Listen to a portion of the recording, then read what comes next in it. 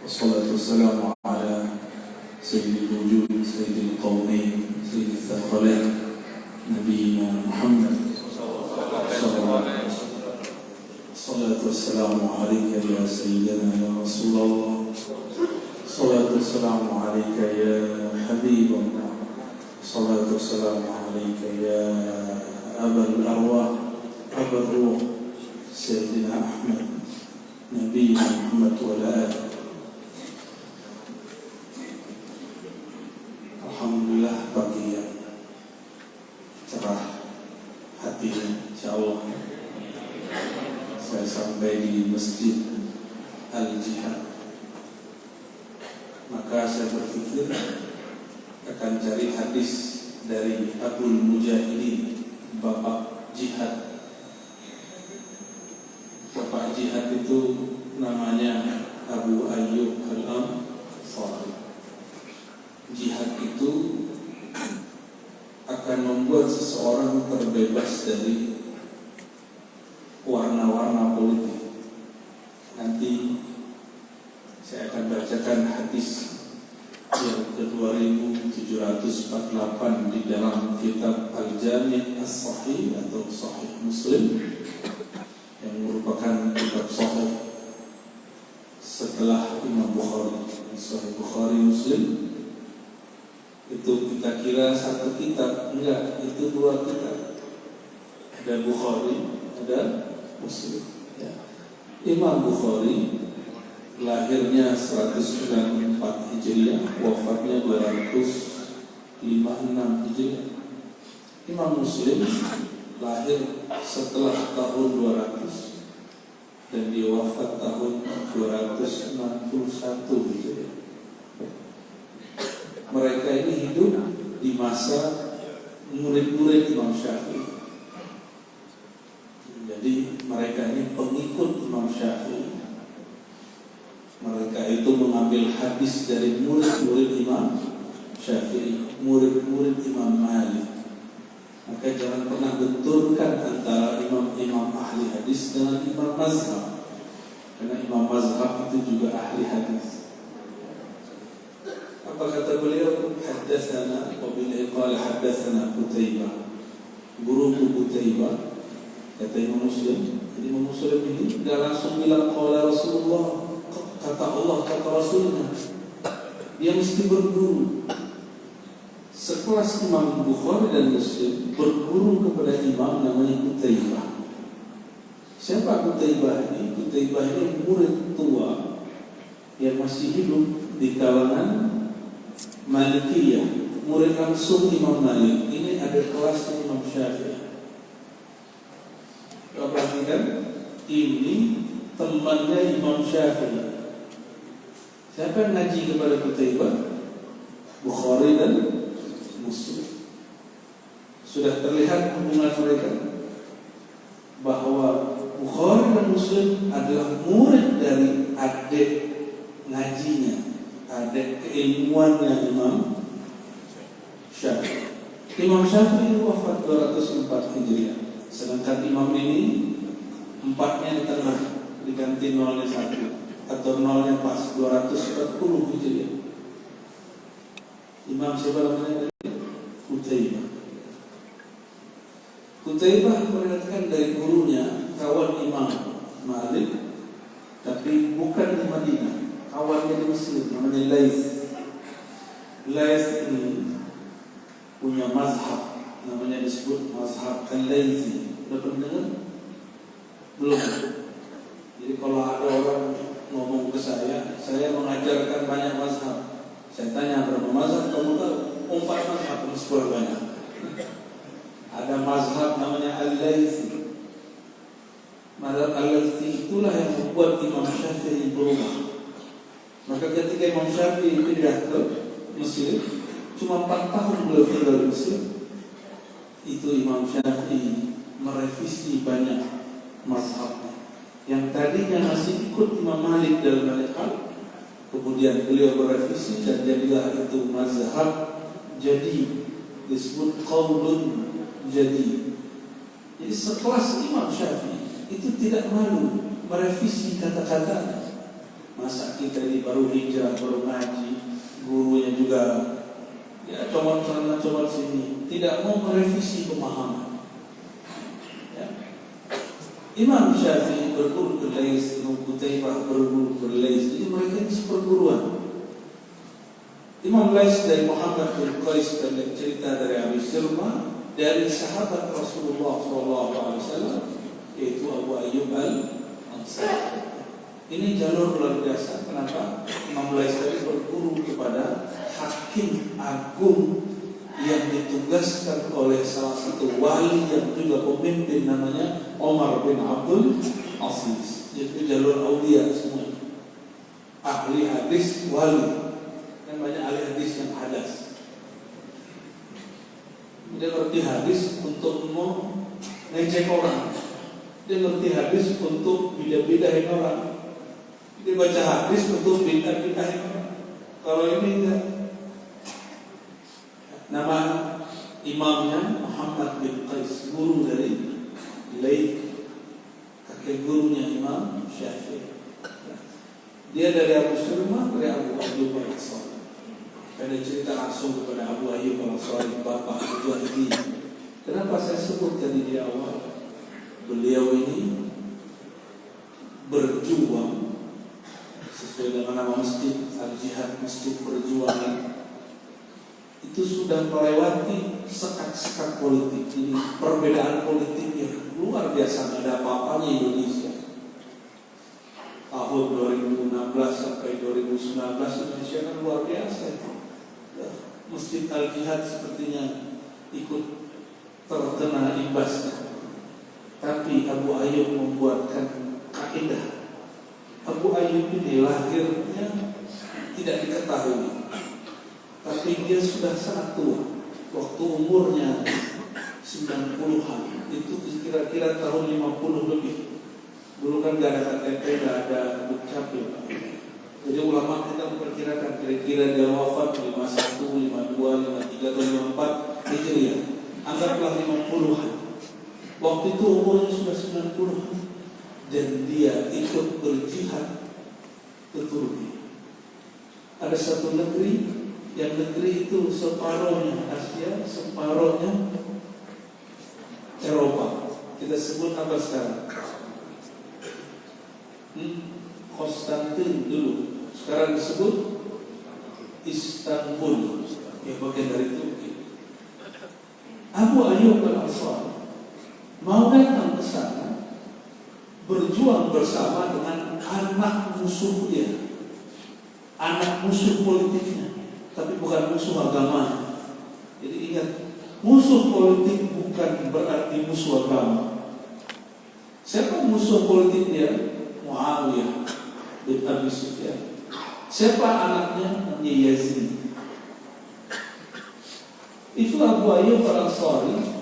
Dulu ketika Muawiyah tidak mau tunduk mengakui kekhalifahan Sayyidina Ali, apa yang terjadi?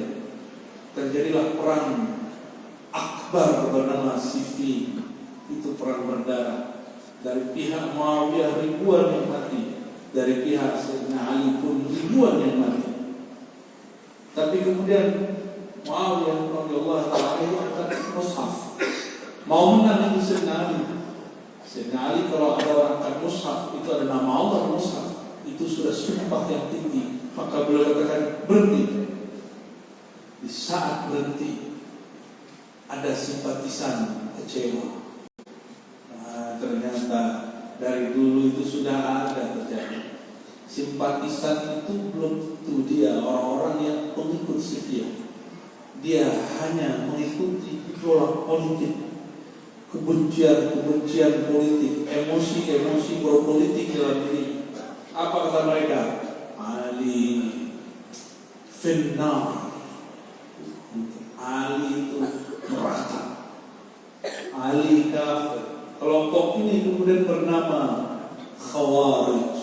Apa nama kelompoknya? Siapa Khawarij? Mantan simpatisan Sayyidina Ali. Apa kata mereka? Ketika Sayyidina Ali menerima diplomasi dengan Muawiyah, apa yang terjadi? La hukma illa lillah. Tiada hukum kecuali milik Allah. Ayu terlalu hukum selain hukum Allah. Ini orang ngaco. Sayyidina Ali itu sahabat Nabi, disebut babul ilmu, pintu ilmu, hadis mutawatir. Sayyidina Ali itu disebut sebagai pintu iman. Cinta kepadanya tanda iman, benci kepadanya tanda orang-orang bermasalah. Hadis Muslim, hadis Sahih semua. Hadis Ahlussunnah bukan hadis Syiah. Kita Ahlussunnah, kita tidak akan terpengaruh oleh babak kecil itu. Tapi Sayyidina Ali memilih daripada tumpah darah. Lebih baik beliau kemudian egonya dihajar. Egonya dia kemudian tekan. Sayyidina Ali menerima hasil diplomasi yang merugikan dia. Dipindahlah kemudian kekuasaan sementara kepada Sayyidina Hasan, transisi PLT, lalu dipindah kepada Sayyidina Muawiyah.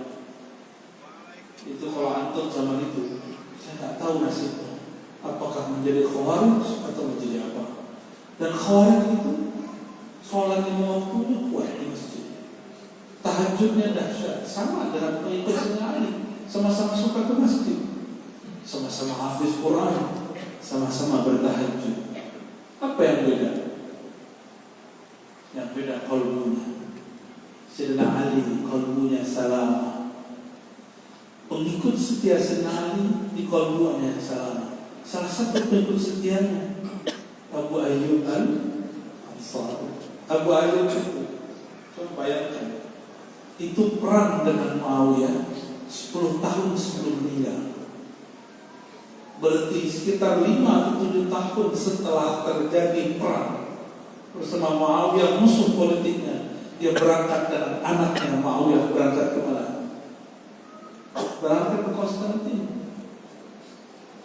Itu musuh politiknya, udah perang, berdarah mereka.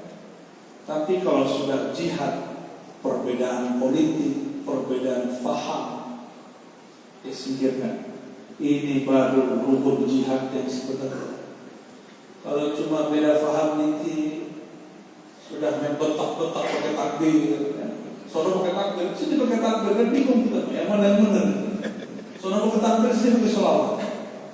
Soalnya pakai takbir, sini pakai sholawat asli. Ya salah. Antum sesama muslim kok pakai sholawat asli. Sholawat asli itu untuk musuh Allah. Yang lucunya dijajarkan sholat asli kepada santri lagi mengujian. Nggak nyambung. Sholawat itu ada komposisi, ada sholawat untuk ujian, ada sholawat untuk perang. Ini sholat perang ini. Perang dalam tenang. Itu asyrul zalimin nabi. Sayyidina Abu Ayyub Al-Ansari berangkat dengan anak musuh politiknya yang mereka berperang belum sampai 10 tahun berlalu, belum sampai 20 tahun sekarang. Dia hapus itu kebencian politiknya. Bisa nggak begitu? Bisa nggak menghapus rumus 0122 2024? Ini 2023. Kalau mau ikut rumus jihad Sayyidina Abu Ayyub Al-Ansari, dia kalau sudah melihat perjuangan Islam yang sebenarnya itu bukan muslim lawan muslim, itu jelas. Ini Sayyidina Muawiyah kirim orang, kirim anaknya sendiri Yazid untuk memimpin perang. Di mana? Di Konstantin. Karena ternyata Sayyidina Abu Ayyub pernah dengar Nabi SAW berkata, ya, bahwa nanti akan ada tentara yang akan menaklukkan Konstantin. Wala ni'mal jaysh jayshuha. Sebaik-baik tentaranya adalah tentara itu. Dilupakan semuanya oleh Abu Ayyub. Biarlah konflik Sayyidina Ali Muawiyah itu konflik mereka. Tapi Sayyidina Ali toh juga sudah mundur. Sudah selamat tersebut, sudah mundur, hatinya sudah selamat. Kenapa hati saya belum selamat? Kira-kira begitu di hatinya. Maka dia berangkat. Dia nggak jijik melihat orang beda paham, beda politik, beda coblosan. Masih begitu kan? Ustaz mau lihat gitu. itu masjid Rasul sebegitu kan? Yang dicoblos jadi menteri, yang dibencinya senyum-senyuman duduk bareng main dicoblos ya. Salah kita masih benci-bencian di sini. Jangan-jangan antum khawarijnya zaman ini. Saya curiga. Nauzubillah minta. Seperti ruhul jihadnya nggak ada, yang ada ruhul jihad. Pilih mana ruhul jihad, ruhul jihad. Ruhul jihad konsepnya satu.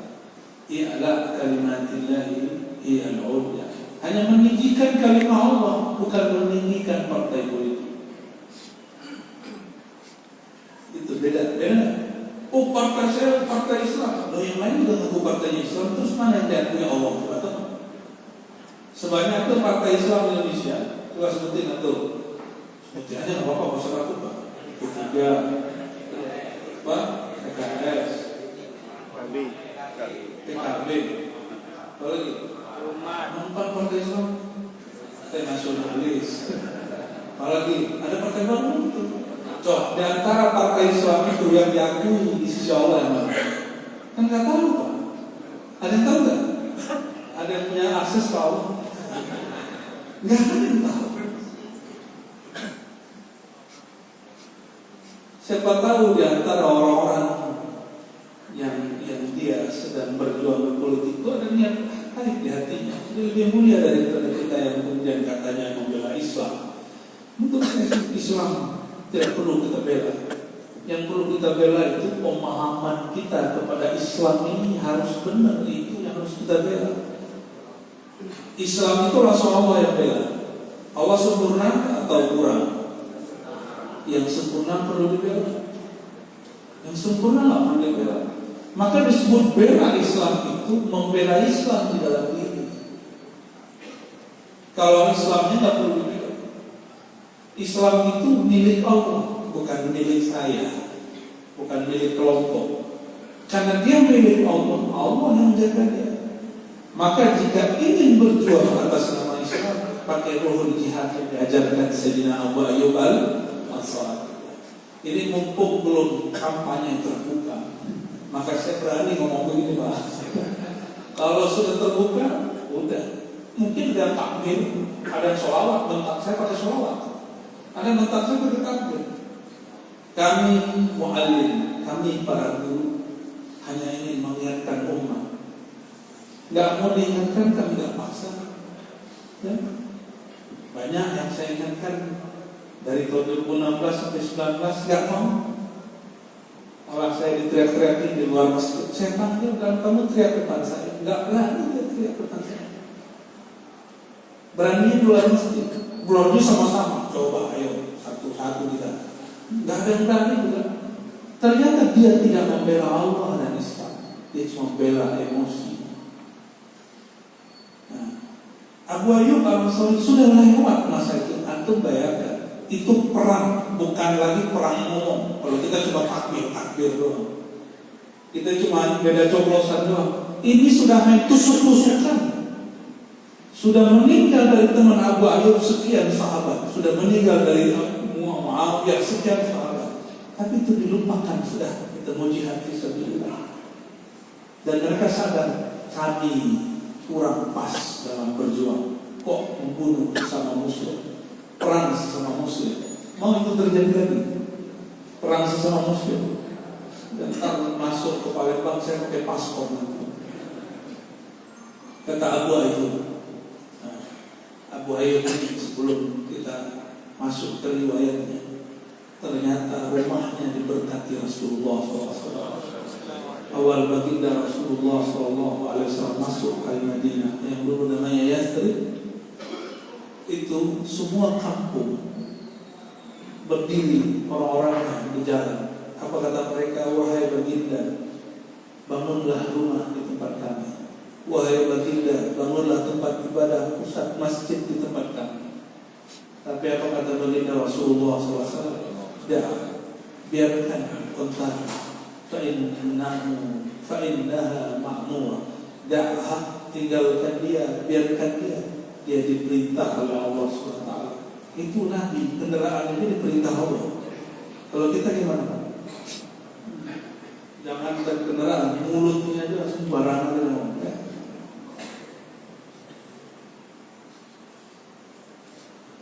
Sayyidina Abu Ayyub Al-Ansari kemudian menunggu di ujung sana. Itu rumah dia, dekat tanah kuburan, nggak ada minat. Tapi tanahnya nggak konflik. Tanahnya bukan tanah sengketa. Tanahnya tanah yang paling tidak diminati orang di Madinah. Tiba-tiba sampailah onta di sana dan dia bro itu duduk, onta itu duduk. Maka baginda Rasulullah SAW menoleh. Ternyata di sampingnya rumah Sayyidina Abu Ayyub Al-Ansari. Awalnya Sayyidina Abu Ayyub tinggal di lantai 2. Tapi karena baginda Rasulullah SAW datang, dia pindah ke kamar bawah. Lalu dia katakan, wahai baginda Rasulullah, Anda engkau di atas. Lalu Nabi menolak, nggak usah. Apa jawaban dia? Wahai baginda Rasulullah, pantaskah Abu Ayyub yang hina tidur di atas? Engkau di bawah, kami di lantai 2, engkau di lantai 1. Dulu lantai 2 itu luks. Jangan karena lantai 2 dan 1 terus salah paham. Maksudnya lantai 2 itu lantai yang bagus. Masa Abu Ayyub kamarnya bagus, engkau kekasih Allah kamarnya tidak bagus. Akhirnya baginda Rasulullah SAW naik ke atas, tinggal di atas. Ini bab adab. Bab adab, jarang yang mengamalkan adab ini. Abu Ayyub Al-Ansari punya tanah kaumnya di depan. Itu tanah ternyata pas cek kuburan orang muslim.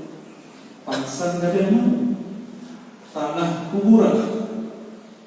Walhasil baginda Rasulullah SAW karena dapat isyarat dari Allah Ta'ala. Apa kata beliau? Zaminuni haqiqakum. Ini tanah harganya berapa? Jadi Nabi SAW gak nunggu wakaf dong gitu. Nabi cuma ngomongnya berapa harganya. Padahal beliau itu belum ada. Hebatnya baginda Rasulullah SAW. Apa kata keluarga Abu Ayyub? Wahai baginda Rasulullah, itu tanah ambil saja. Pokoknya lain cerita. Tapi Rasulullah tidak akan mental mengemis. Maka masjid Al-Jihad jangan taruh orang minta di jalan. Oke? Karena banyak hari ini masjid, mohon maaf, entah apa yang salah di manajemen masjid di negeri kita. Di mana harta di Jakarta? Di Depok, Tangerang sampai ke pelosok sana, sampai ke Bali masih begitu. Ada orang yang biasanya dulu apa namanya itu nangguk itu. Tangguk itu kalau kita lagi nyari ikan sawah. Sekarang ikan jalanan hari ini. Agak ngeri tangguk hari ini. Bagi saya itu tidak. Nggak jengkel, nggak ngamalin sunnah Rasulullah SAW. Maka para pengurus harus punya harga diri. Ini masjid, spirit baginda Rasulullah SAW.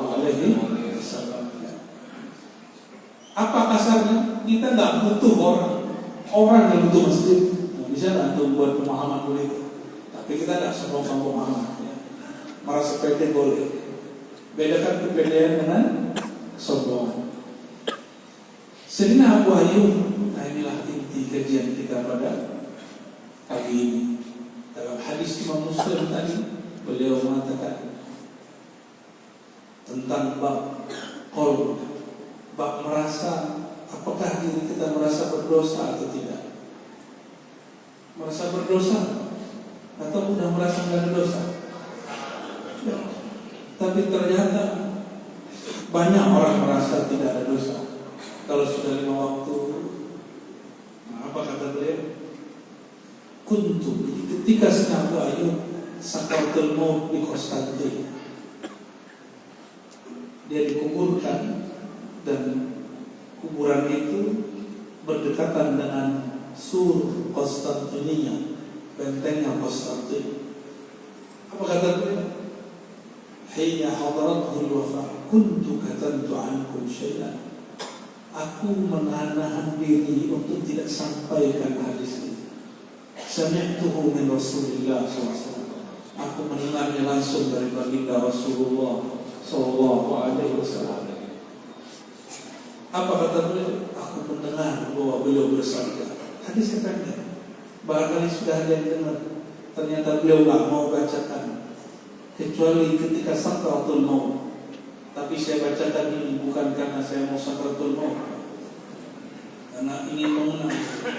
Imam Muslim bacakan hadis ini bukan ketika bersakratul maut. Laula annakum tuznibun, seandainya kamu tidak merasa punya dosa, tidak merasa ada dosa karena ibadahmu, la khalaqallahu ta'ala khalqan yuznibun yaghfir lahum, maka Allah akan ciptakan generasi baru yang mereka berdosa, melakukan dosa, merasa berdosa. Lalu mereka merasa, ya Allah, kenapa kami banyak dosa? Bagaimana caranya kami keluar dari dosa? Lalu mereka datang kepada Allah dengan penuh kehinaan, minta ampun kepada Allah. Fayaghfir lahum, Allah akan ampuni mereka. Hadis ini bukan hadis kebolehan berdosa. Hadis ini cuma ingin mengatakan bahwa merasa tidak berdosa itu dalam qalbu, itu sesuatu yang tidak disukai oleh Allah SWT. Maka setiap hamba mesti menyadari bahwa di dalam dirinya ada dosa. Sekelas baginda Rasulullah SAW, ketika kecilnya dibedah dadanya oleh Sayyidina Jibril, masih ada dua noktah sauda, dua noda hitam di kalbunya. Itu dibersihkan. Itu Rasulullah. Pernah dibedah Jibril nggak ada? Nggak ada. Nggak pernah. Sudah mati. Sayyidina Jibril itu cahaya, tubuhnya cahaya. Jadi kalau dia bedah itu kecepatan cahaya. Jadi nggak melukai apapun di kalbu baginda Rasulullah Sallallahu Alaihi Wasallam. Sayyidina Jibril pun mengulang kembali karena perintah Allah untuk membersihkan itu. Dan kalbu kita nggak ada yang bedah, maka yang bisa membedahnya kita sendiri dengan cara istighfar. Dan istighfar itu bukan lagi ingat orang. Kalau istighfar, pejamkan mata, bayangkan setiap anggota tubuh, lalu katakan, ya Allah, anggota tubuhku, mata pasti ada maksiatnya. Pasti ada maksiatnya di matanya. Banyak atau kuat. Ya, jadi bu kalau lewat datang upah haji. Tapi ternyata kalau lawan jenis dosanya melirik. Kalau beda ilmu, beda amal, dosanya juga dari lirikan. Ketika melirik orang, belum sampai makomnya.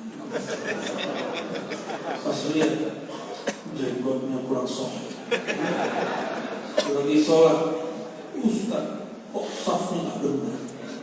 Ada salahnya mungkin. Jika sibuk membaca orang, lupa membaca kita.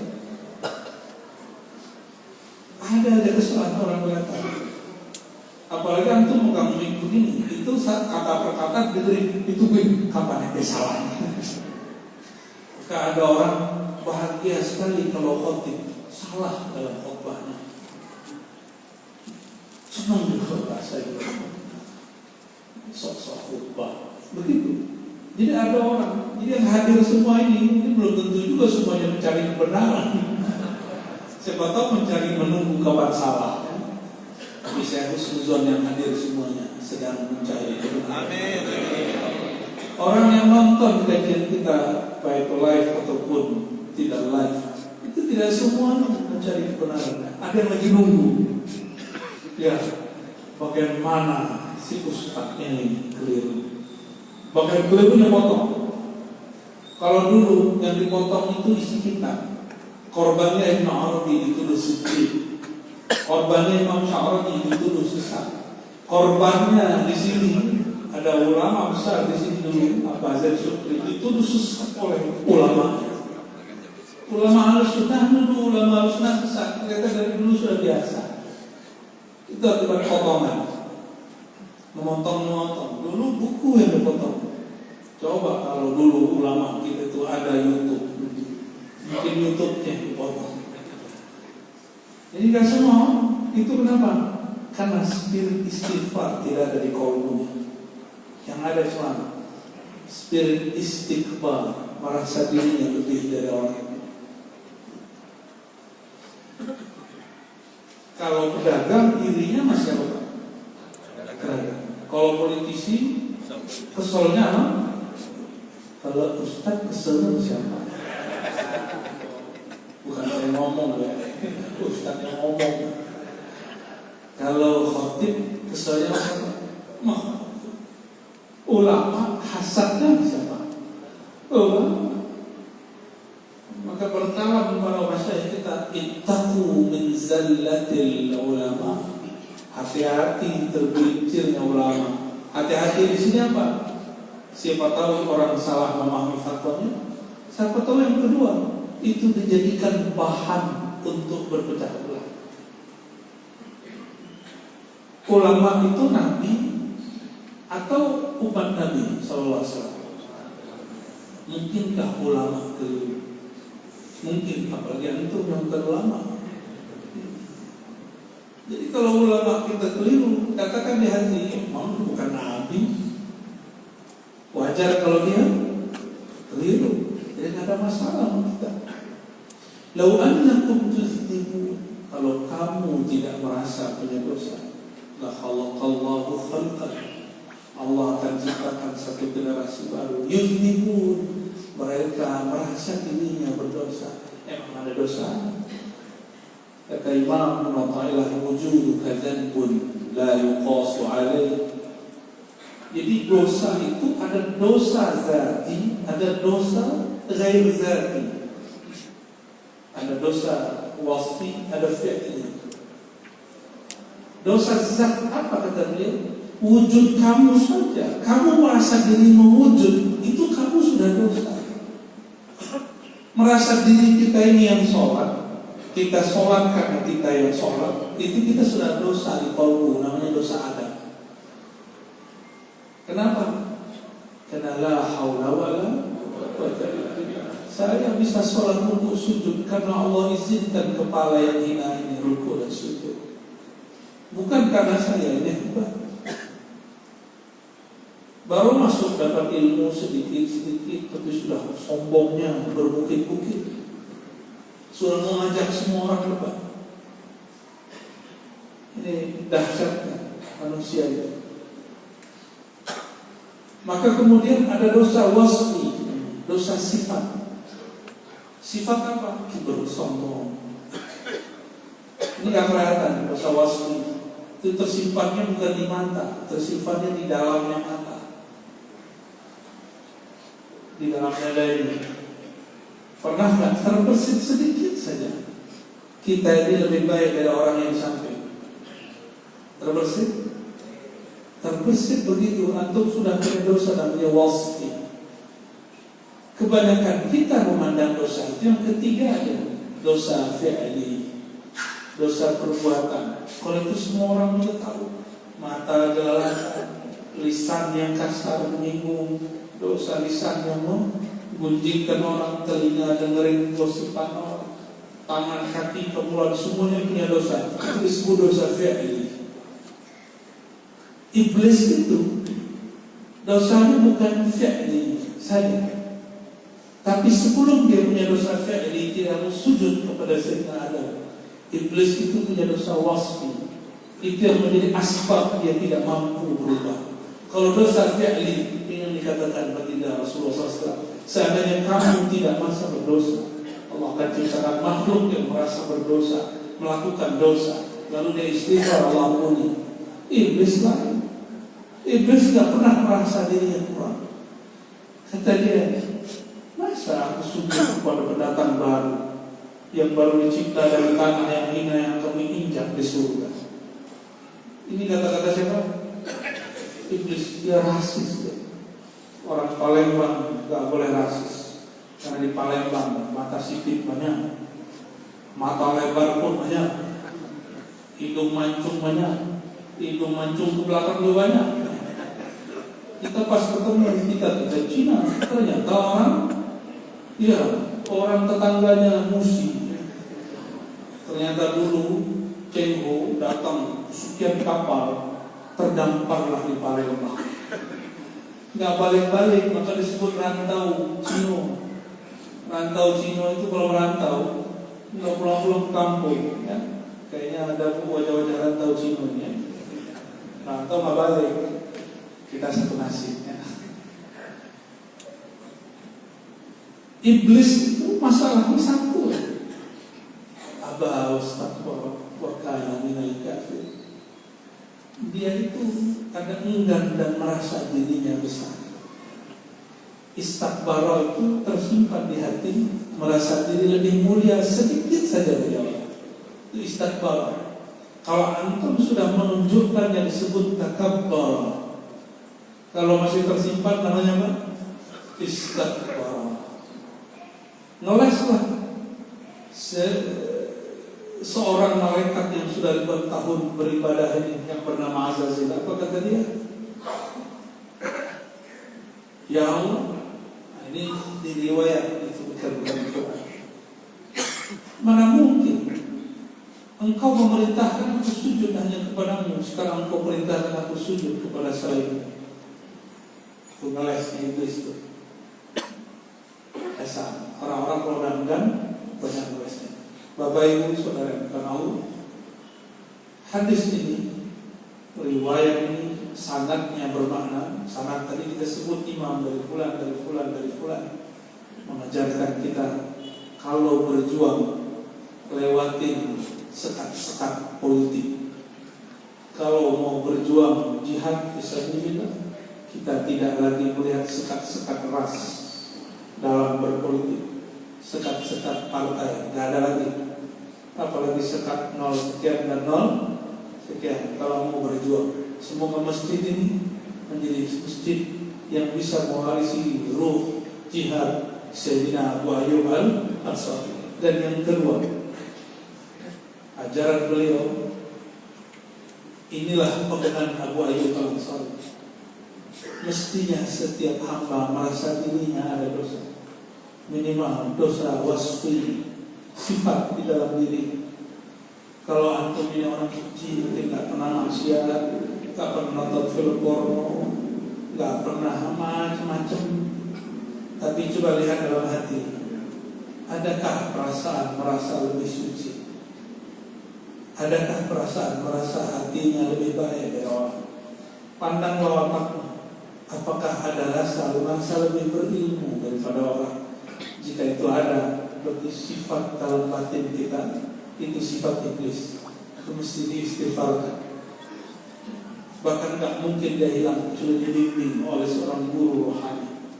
Itu penyakit batin, tidak bisa sembuh kecuali disembuhkan oleh ahlinya.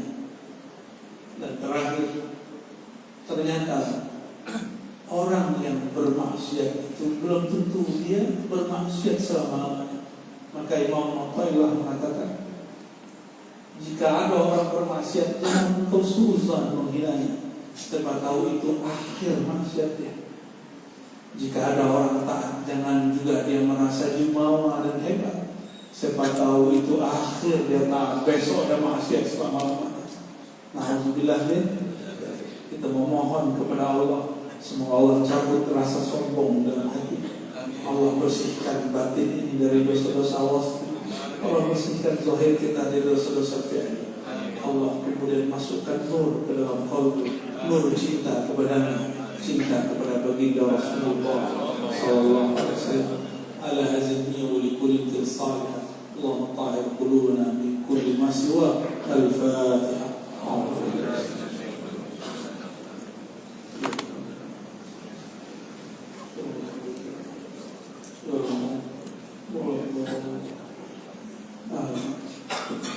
Kali itu Bapak Ibu sudah jam 6, kami jam 8 harus ke Pulau Rimau. situ ada majelis lagi. Puncaknya besok kita haul Mbak Zen syukur. Jadi tanya jawabnya nggak usah ya. Nanti ada pos-posin 2 hari ini insya Allah masih dibagi. Semoga semua yang hadir Allah ridho. Amin. Rabbal alamin. Subhanallah wa bihamdika asyhadu an la ilaha illa anta astaghfiruka wa atubu ilaik. Assalamualaikum warahmatullahi wabarakatuh. Waalaikumsalam warahmatullahi wabarakatuh.